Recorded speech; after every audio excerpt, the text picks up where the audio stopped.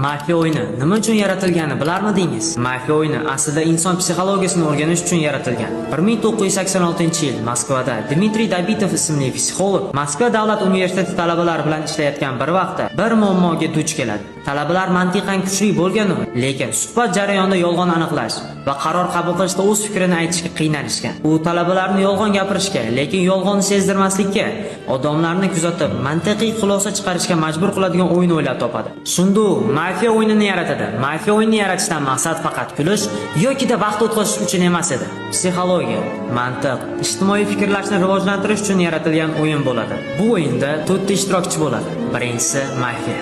Uning vazifasi o'yinchilarni har qanday yo'l bilan o'yindan chiqarib yuborish. Ikkinchisi doktor. Uning vazifasi mafiya o'ldirgan odamlarni topib, uni qutqarish. Uchinchisi komissar. Bu mafiyani aniqlab, oddiy xalqni ishontirib, mafiyani o'yindan chiqarib yuborish kerak bo'ladi. To'rtinchisi esa bu oddiy xalq. Bu o'yinda kim qanaqa xarakterga ekanligini yaxshilab bilib olsangiz bo'ladi. Ya'ni kim yolg'onchi, kim lider, kim kuchli analitik ekanligini bilib olasiz. Demak, mafiya o'yini oddiy o'yin emas, aslida odamlarning xarakterini ochib beradigan jamoaviy o'yin. Siz ham Namanganda mafiya o'yinini haqiqiy adrenalinni olmoqchi bo'lsangiz, bizga murojaat qiling.